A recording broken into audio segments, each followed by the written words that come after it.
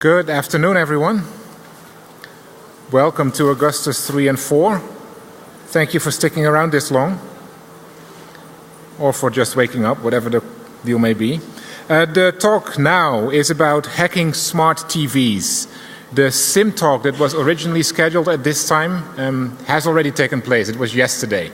The author, the speaker, was no longer here today, so we couldn't do it at this time slot. So if you're here for that talk, I'm sorry, it's gone, but I'm sure that this talk will be at least as interesting. Questions, please keep those for after the presentation so we know how much time we have left. And then we're ready to get going. It's my pleasure to introduce Beist. Thank you. Hi.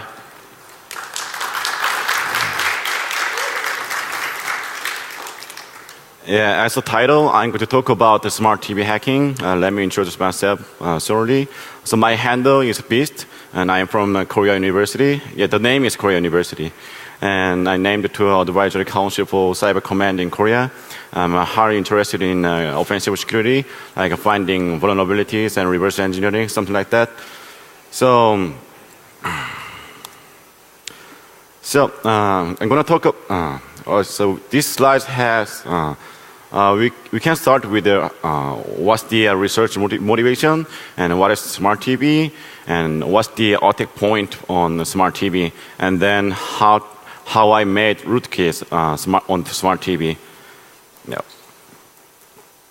So actually, you may hear that site called Semigo, which is a community who does the research on some specific brand smart TV, but they are doing mostly firmware hacking stuff.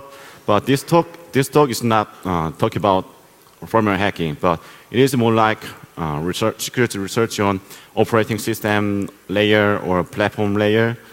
So we have some vulnerabilities on smart TV, but I want to emphasize more about the rootkit. Like, for example, I made a rootkit program which I can do surveillance via smart TV camera mic, because that exploitation or vulnerabilities in smart TV, it's almost the same. I mean, it's very traditional. So that's why I'm more focused on how to build rootkit on smart TV. And yeah, actually, I was only doing it for one specific smart TV, but I want to say this issue goes to all the smart TV vendors. So this is something like a general issue. So the motivation, yeah, in last year, over 80 million smart TVs sold around the world, and the industry says it's going to be more popular. But we hardly share security research on the smart TV, so that's why we did start on smart TV. Yeah, smart TV is used in everywhere, home, workers, and office. So big companies use smart TV at their work environment. Yeah, so I want to say the smart TV is just like a regular PC, because it is actually using a modern operating system. That one is using Linux inside. So, but yeah, as you see that, there's my one is kind of fancy one. I bought that one for like $300. So it has camera and a mic inside. The back, it has 3 USB ports, so you can connect your USB storage into the smart TV. And there's a LAN cable and X-Link. Inside, there are some hardware modules like Bluetooth and wireless device. And as I said, the operating system is Linux, but the CPU is not Intel, but they are using ARM architecture. And the thing is that the vendors makes a lot of code for the platform. So yeah, as it uses Linux, so it is working like a regular PC. Yeah, why they have camera and mic is that you could control smart TV using your arm or your voice. So, for example, turn it on so that the TV will be turned on. So, and there's the App Store. You can download the games. For example, Angry Bird. So you can play Angry Bird with your arms. So, and you can use Skype as well. So the first, what were the big hurdles when I was doing smart TV security research?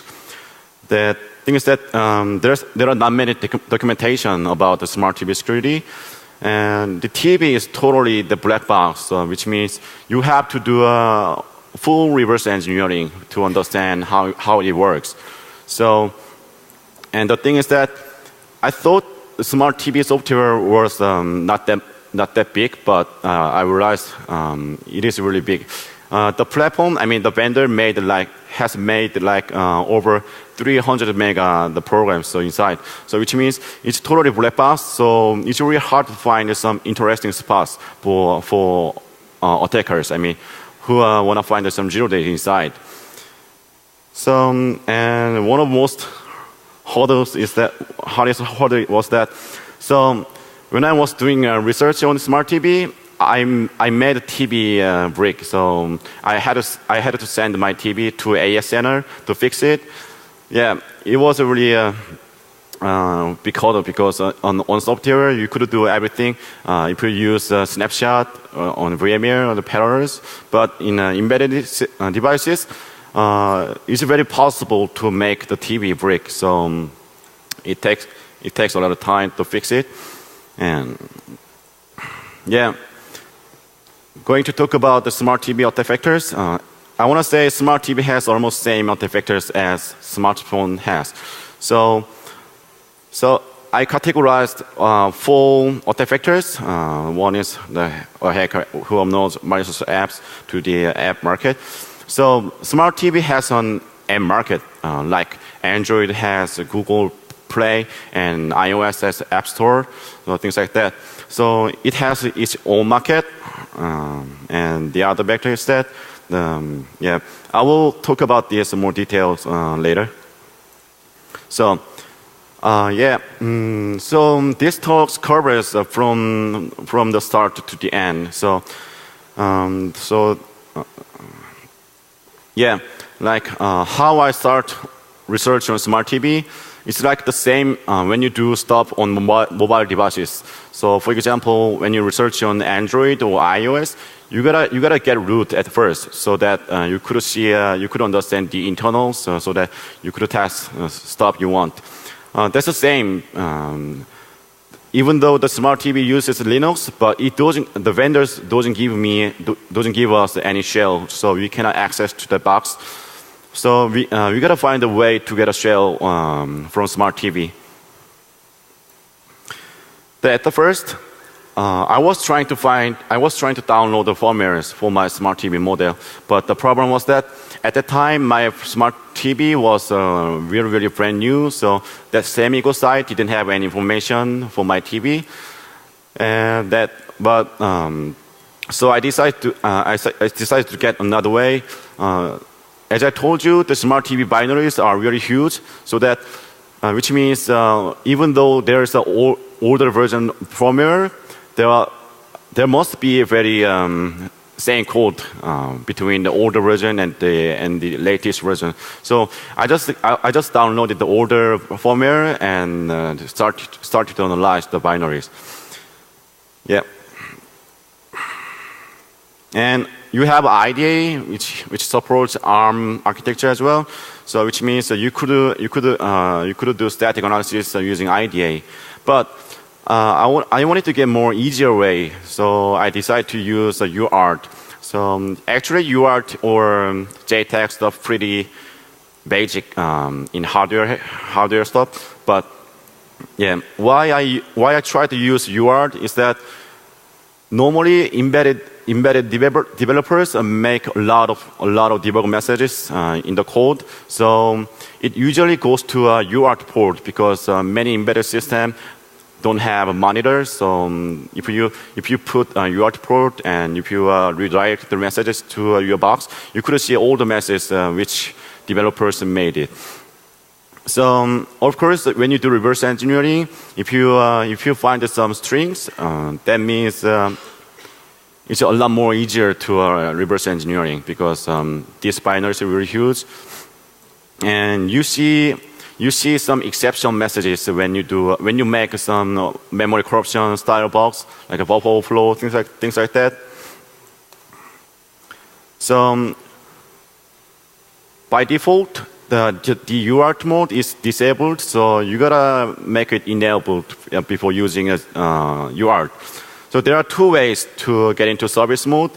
I had to take the second one because the first one doesn't have advanced mode, but only advanced mode has enabling UART. So, but usually normal remote controller doesn't have info or factory key, so that you gotta generate that the key yourself. So you see OX8F and OX1F and OX3V that match the info and factory. So I got this from Semigo, by the way. So you program this and you send it via yeah, I made this one.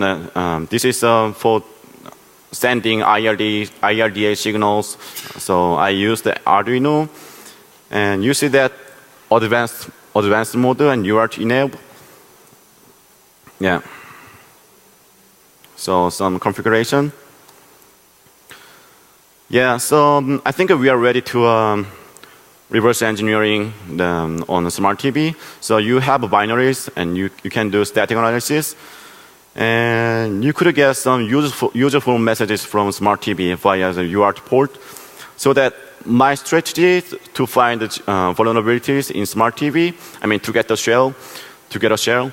The first one, I do a static analysis, reverse engineering. And if I got something interesting, to try to trigger that vulnerability, I do test. And the third one is that after test, I read messages from the smart TV so that I could know if my payload was working or not. If it didn't work, I repeat this process until I find 0 days in smart TV. So after this work, I've got like 10 vulnerabilities in smart TV in almost every attack vectors. The first one is that I told you smart TV has its own app store. So, but a little bit a weird thing is that developers only can use HTML, JavaScript, and Flash. You cannot use native languages like C or C++. I think this is because there are two reasons, I think. But the first one is this is because of portability, and second one is because of the security policy. Why I'm mentioning a security policy here?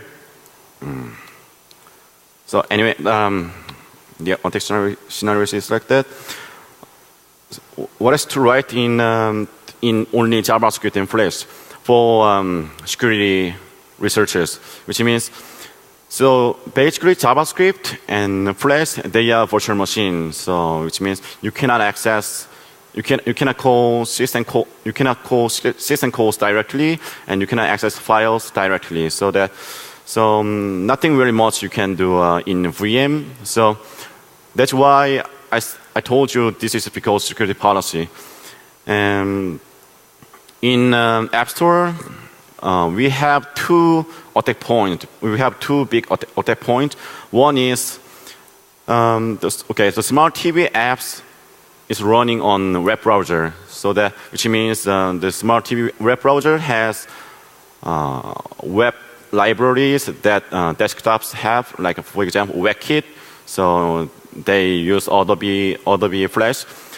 So the Flash attacking WebKit or Flash are very traditional. So I passed this one, but I was more focusing on the second part. So I was focusing on more second part, which is SDK.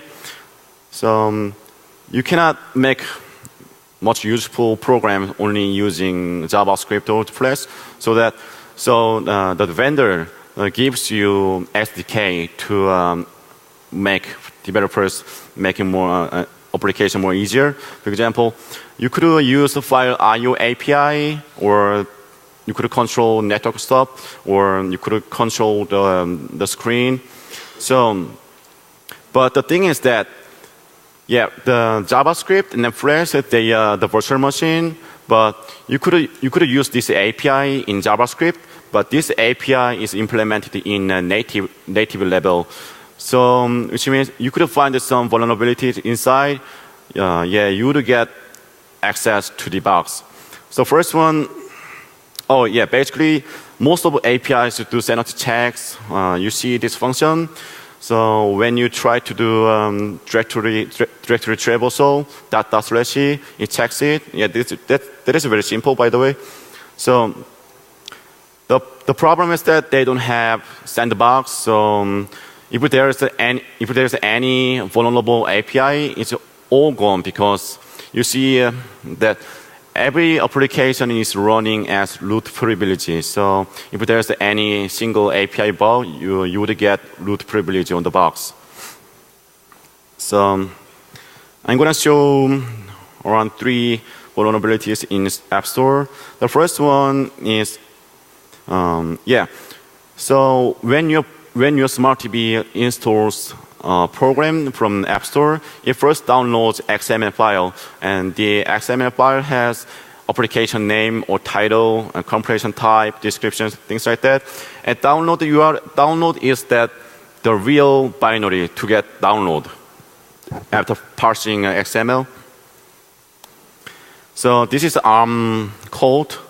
So I have like 100 slides, so I go. So you see that function BL ZN13C Navy app base exe shell.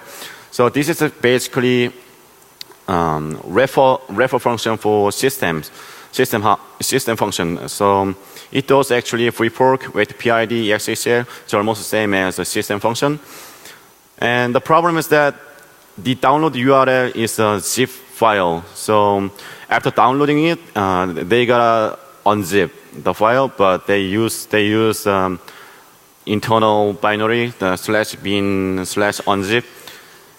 They do very basic sanity checks, like if there is a pipe or semicolon in URL. Pipe and semicolon is somewhat special characters in Linux. You could execute multiple commands at the same time. But they didn't check the tilde character, so tilde also you could use multiple executions. So I was bypassing it. The one hurdle was that you cannot use / character directly, but the installer is background process, so which means it has old PWD environment. It basically indicates /. So I could use / character using that environment in Linux. Then after that is a simple stack overflow. Yeah, you see string concate EPC PKC. So there's a field in the XML file, which is widget ID. This is for the app directory. So yeah, strcat is known to vulnerable if they don't check the boundary. So this is from the UART menu, UART port. So you see that the PC register is changed. The PC is the EIP in Intel. So I gave them a really long string. So yeah, it's a very 1999 simple overflow. And there are more. So most of there are like unzip API, move API, copy API, delete API. But they all use system functions, which means you could use a tilde character to do multiple executions. So yeah, and again, this this is because all application is running as root, so that if you find any vulnerable API, you could get a root. So the other factor, okay, let me skip this one. Yeah, so you can do web surfing on smart TV, but I told you before, their library like Flash or JavaScript, they are really old. So you could see their version here, 10 Linux 2.6, which is very old. So all vulnerabilities that could trigger on desktop, it also working on smart TV as well. We made some exploits for that, and there are like around 10 TCP and UDP daemons on smart TV. So, for example, yes, you see that this port. Yeah, we take a look at 55,000 port. So it is actually it has many commands. I mean, you could give some commands, you get responses from that. You see that, for example, 100, that is for authentication, providing rich features like that. I mean, you could make application on smart TV, on smartphone, and you could control your smart TV using your phone. So to provide that features, yeah, these demos are for that. So I take a look at 121 that RSA decryption. So this is a bit weird, but they didn't use OpenSSL or things like that. So they made some code themselves. So I found some memory corruptions while handling that the data. I mean, while decrypting your packet. So you see that exception messages here. Yeah, I have to say this is exploitable, but very, very hard to make it reliable, because the PC always points to unmapped memory address. So yeah, it's really hard to make it reliable. So we failed at 76 to find some vulnerabilities, but it was good to take a look to understand the smart TV. And the man-in-the-middle issue, there is man-in-the-middle issue in everywhere. So as you have root privilege, you could snip on smart TV, you could snip all the network traffic on smart TV, and you see unencrypted, I mean plain text, which is sending to the other site. So you could see ID or password in plain. Yeah, there are also physical artifactors, as it has a USB port inside. And do you remember that in Linux 3.6.35, there was a Linux USB kernel driver simple stack overflow, so it can be triggered as well. Yeah, I'm gonna skip this one because the rootkit part has more slides. So yeah, so from those vulnerabilities, I'm now having a shell on the box. So after that, so I decided to make some rootkits because it has camera and mic inside. So I thought I could make something fun. So basically you can do whatever you want on smart TV, because it is exactly just a regular PC, so Linux. So you could do hijacking TV programs or keylogging when the users do web surfing. And of course, sniffing network traffic is possible. So we now have a shell, but I want to make it persistent. So I gotta find the ways to make it persistent. I mean my shell. So basically, you have three ideas. First one, rewriting the firmware, but it could make your TV again break, so I don't want to try that one. And second one, remounting partitions to make it writable, and you put your binaries in that writable partition, but it didn't work for some unknown reason. And third one is more reliable and more clean. So let me explain more detail.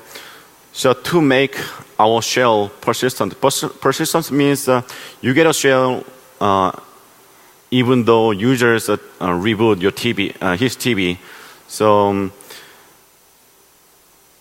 we try to find some shared library which are loaded by program. So we found some interesting shared libraries that actually not exist, but there is a web browser launcher which is executed when every booting. So there is no shared library but the web launcher is trying to load it, which means you make your own evil shared library and just put your library into that directory, so that browser launcher will load your library, and you put just a reverse shell in init function, because by default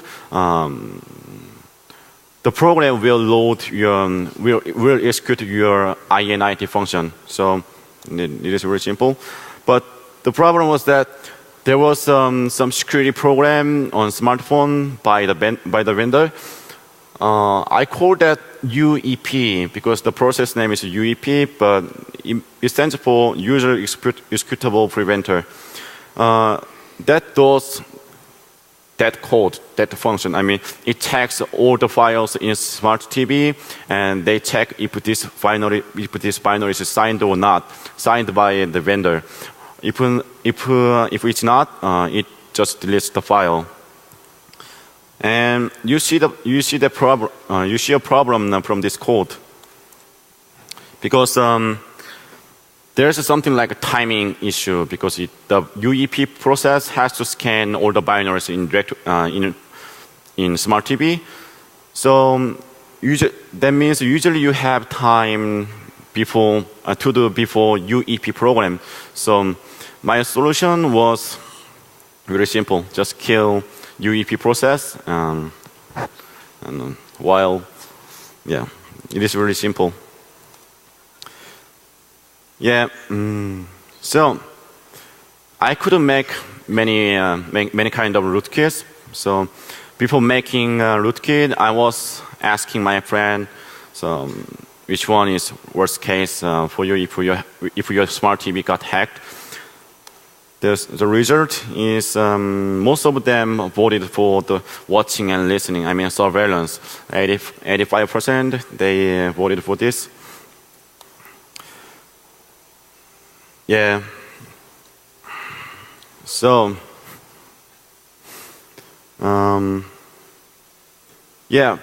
so we have 30 minutes, but before we go to how to implement, how I did implement surveillance programs, I want to mention that the surveillance between a smartphone and smart TV. I did a quick test on smartphone. So I made a simple program on Android, which takes a picture every minute, and I went out with the phone and I used it as it's my real phone. And I got two problems from the test. The first one is most of the time your phone is on your desk or in your pocket, so that most of the pictures you take are black or white or very noisy. So on the 1% photos were okay, but the other 99% photos were useless, I mean, for attackers.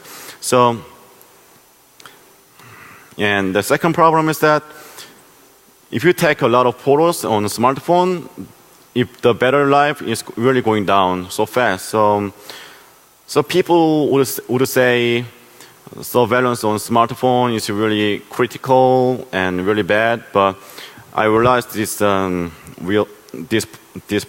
problems. And against smartphones, smart TV is always connected to the power, and you could record via camera and a mic 24 hours. Of course, TV cannot move, but on the other hand, TV is a really good photographer, so they can watch you very well. And of course, the photos from smart TV are really nice. So basically, surveillance is not about me or you, but it is about your family. I mean, if you get hacked, if your desktop gets hacked, mostly it's about your problem. But if a smart TV gets hacked, it is about your family or your girlfriend stuff. So do not make TVs your bed. Yeah, also, I know some big companies like Google or Microsoft, they use smart TV at their offices. Yeah, so it is not only about personal stuff or home privacy stuff, but it's also about the companies, infiltrating some sensitive data. So, we go to technical stuff now. So we have a shell, which means you could do dynamic analysis, reverse engineering. But the problem is that most of code are written in C and C++. So if you do C++ reverse engineering, it's really hard to know which function is calling or which function is called because it's free table stuff. So you gotta do dynamic analysis to figure out how the smart TV is working. So I was going to make my own DBI program, but I found a very nice one. Colin Mulliner made a DBI program for Android. So I slightly modified the code and tried to use it on the smart TV. It works pretty well. So the DBI works like it tracks a target process and changes PC register and put some shellcode and execute it. Yeah, it is pretty much same when you do like hooking stuff. Yeah, pretty easy, but it works really great. So like this, you can put some hooking code, and you can do hooking on runtime. So why I use the DBI program is to know basically LR register and PC register. In ARM, LR register has that return address. So after knowing LR register, we can know that this function is called from this function. So it makes much more easier to understand the whole process. So of course you can know the arguments like R0, R1, R3. They have the arguments, and also you see a free table. And the one tip is that so in binary, they are checking some global variables. So if it's a debugger version, it prints some useful messages. So if you see them, the reverse engineering job would be more easier. Basically, our binary is a release version, so you cannot see those useful messages. But you could do runtime patching like this way. So using ptrace syscall. So after this, you would see all the useful messages from the smart TV box. And I wanted to make my rootkit working 24 hours, which means it would work even though users turn off your smart TV. So, yeah, this should be possible because it's just software. So, yeah, I just skip it. Yeah, after reversing really many code, I figured out the TCTV power function that does actual turning on and turning off.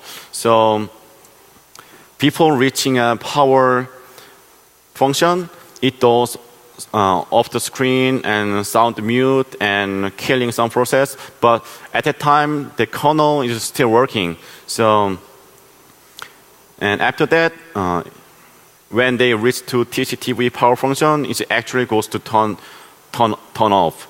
So that's very simple. Using hooking program, you just put return at the top of TCTV power, so that the sound is black and the sound is mute and screen is black, but still alive. And so it looks like turn off, except that LED blue one. So to turn off the LED, you gotta call set light effect. Well, I figured out this function does that job, but yeah, it's really a lot of code, so I cannot bring them up on these slides. So if you call this function with argument 0, that blue LED will be turned off. So yeah, so it totally looks turned off, but our rootkey is still working inside. So we gotta set second flag when users turn on the TV. So you gotta just roll back logically. You just roll back all the stuff. So yeah, right now you never notice if there is a rootkey program and if that rootkey program is even working 24 hours. Even though you turn off your TV. But we don't have a surveillance program yet, so let's talk about surveillance program.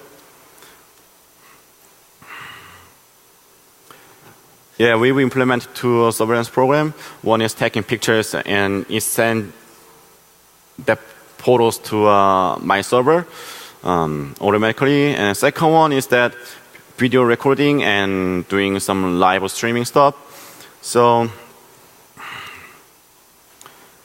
to make that rootkey program, so I had to understand how the camera and mic work on smart TV. I mean, you gotta understand very low level stuff because yeah, of course there are some API. I mean that SDK. There are APIs that you can control camera and mic using those APIs, but it's an application level. So which means it cannot be background. So users may notice there is some malicious program is working.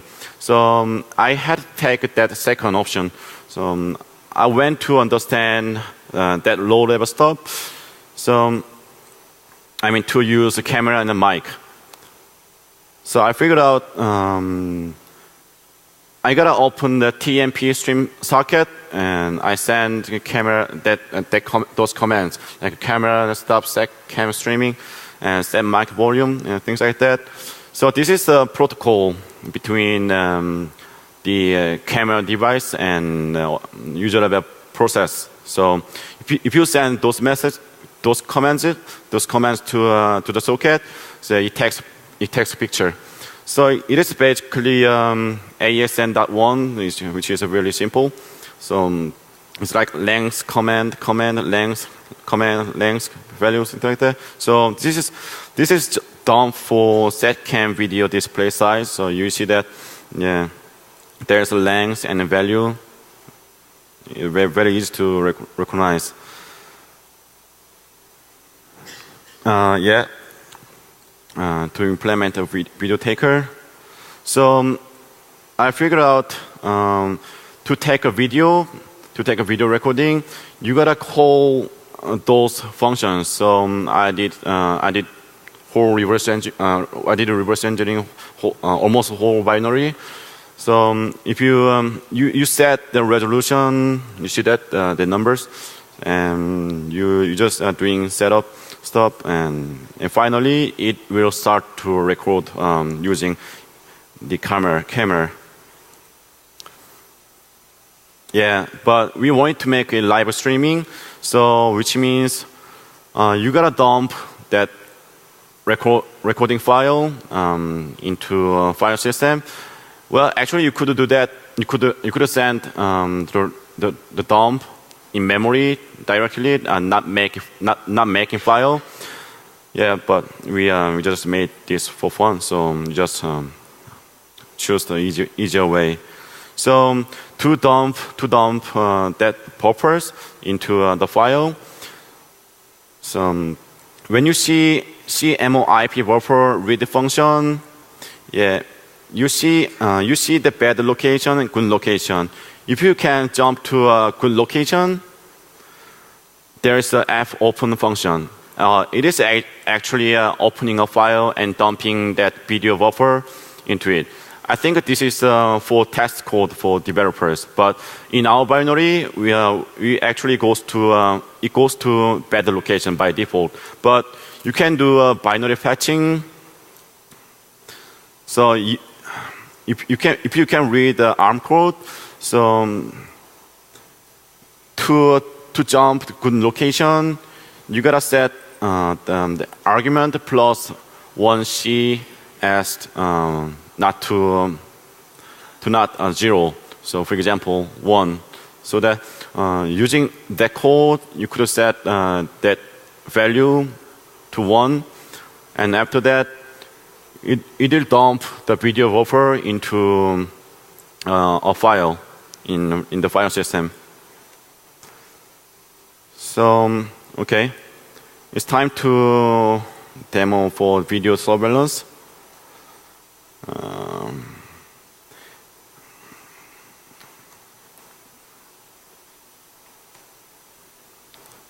Okay, this is the okay. This shell is from this smart TV.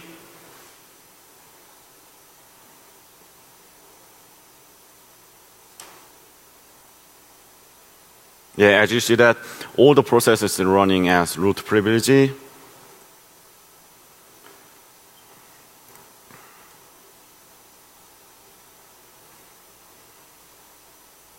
Yeah, I'm injecting some modules into the main binary, I mean the TV binary.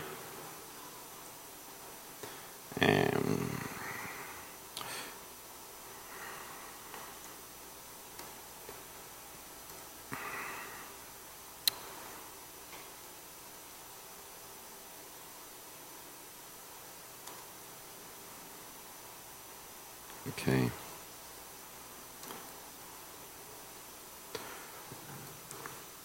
Yeah, this streaming server is to record using the camera. I'm going to start. Okay, and connect. Yeah, it's downloading that video buffer. So very old media player.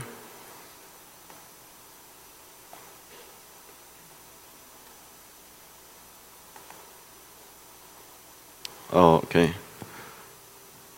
Yeah, it is watching him.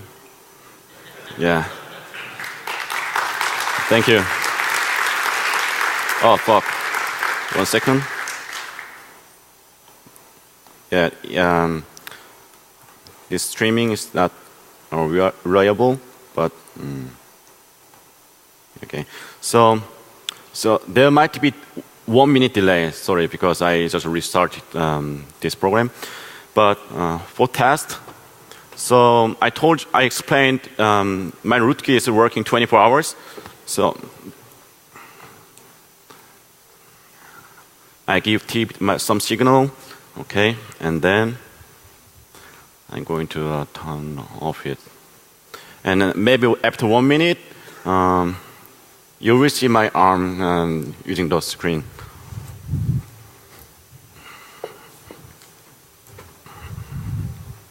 Actually, there is one more demo as well.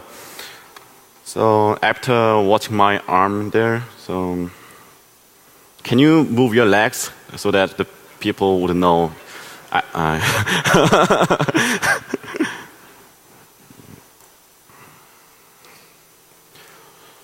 Actually, the camera is really nice, but this place a little bit. Oh yeah, you see my arm, right? Yeah. Thank you. So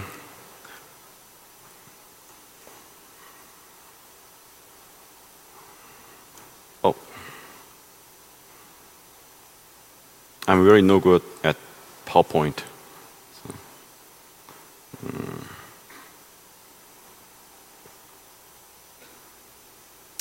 So do you remember that the AP Twitter account got hacked like 2 months ago? No. So I read the newspaper after this accident. So that stock point in USA went down. What percent? Yeah. Okay. Yeah, 1%. Yeah, 1% is actually huge. Is not? Isn't it? Okay.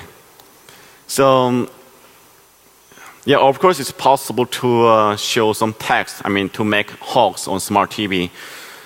As you see that there are many API by the vendor, and using those APIs, you could show text and you could show movies, images, music, everything. You could do that, but you cannot use those APIs because it cannot be background, so that the users wouldn't know that there's some malicious program is running. So I had to make it on a low level. So I again did reverse engineering the binary. So I found some interesting functions. CC text drawing text, and yeah, there are some alternatives to show some messages on smart TV.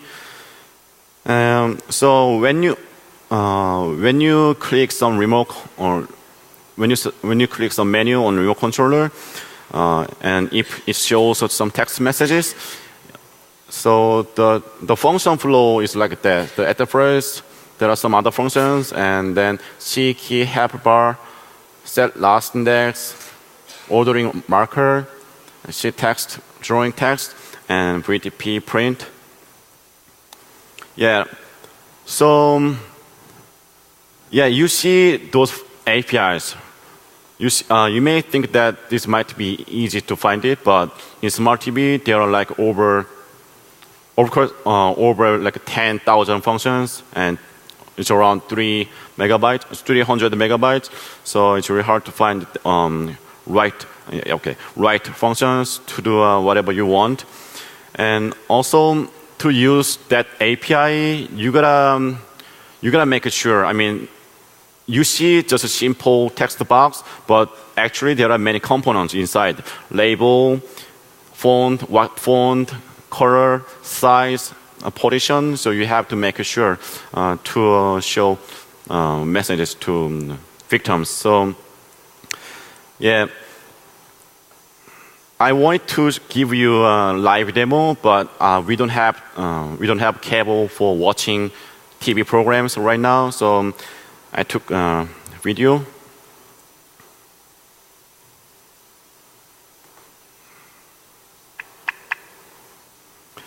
Okay, one guy is watching news at home, and this is a Korean news program.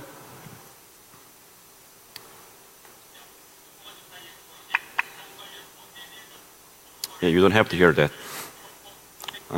It's going to be showed, I mean, some weird message on the smart TV. Can you see? Breaking news, White House is under attack. Gray hash. Thank you.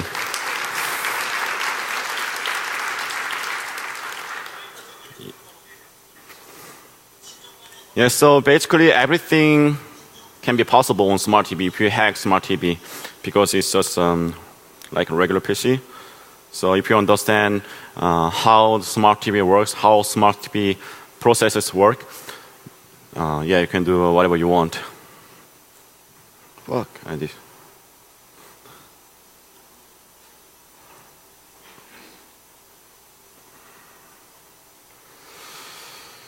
So, time for conclusion. Yeah, I have to say, probably a smart TV hacking doesn't make money as much as smartphone hacks. But, well, I believe that personal privacies are more important. I mean, money is also important as well, but yeah, personal privacy is really important. That's why smart TV industry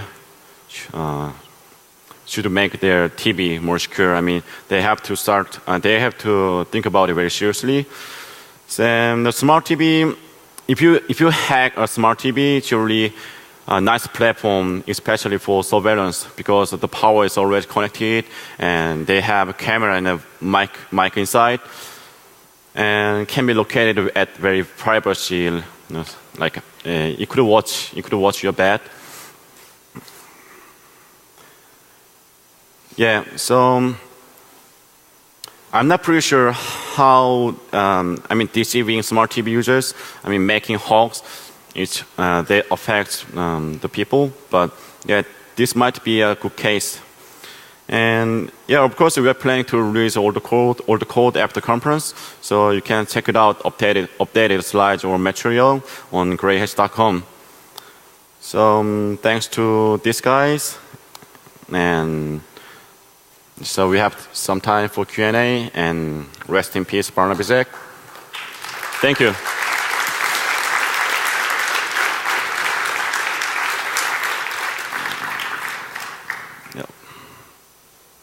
Any question?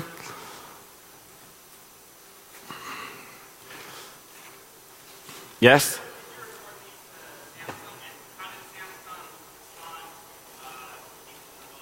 I cannot hear. What? Did you report this to the vendor?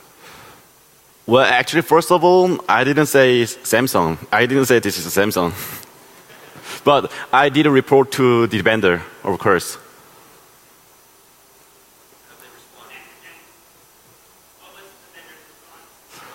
Well, they fixed some vulnerabilities already, and they are trying to make it more secure, more and more.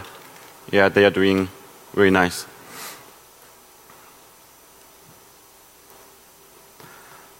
Other question? No more questions? Okay.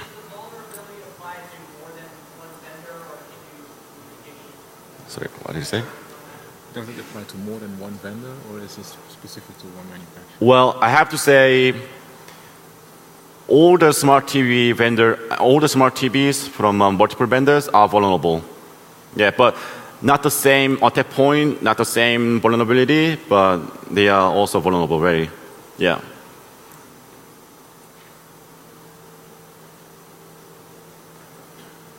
So, thank you for attending my talk. We did start on smart TV. Yeah, smart TV is used in everywhere, home, of course, and office. So big companies use smart TV at their work environment. Yeah. So I want to say the smart TV is just like a regular PC, because it is actually using a modern operating system. That one is using Linux inside. So, but yeah, as you see that, there's my one is kind of fancy one. I bought that one for like $300. So it has camera and a mic inside. The back, it has 3 USB port, so you can connect your USB storage into the smart TV. And there's a LAN cable and X-Link. Inside, there are some hardware modules like Bluetooth and wireless device. And as I said, the operating system is Linux, but the CPU is not Intel, but they are using ARM architecture. And the thing is that the vendors makes a lot of code for the platform. So yeah, it uses Linux, so it is working like a regular PC. Yeah, why they have camera and mic is that you could control smart TV using your arm or your voice. So, for example, Good afternoon, everyone. Welcome to Augustus 3 and 4. Thank you for sticking around this long, or for just waking up, whatever the deal may be. The talk now is about hacking smart TVs. The SIM talk that was originally scheduled at this time has already taken place. It was yesterday. The author, the speaker, was no longer here today, so we couldn't do it at this time slot. So if you're here for that talk, I'm sorry, it's gone, but I'm sure that this talk will be at least as interesting. Questions, please keep those for after the presentation so we know how much time we have left. And then we're ready to get going. It's my pleasure to introduce Beist. Thank you. Hi.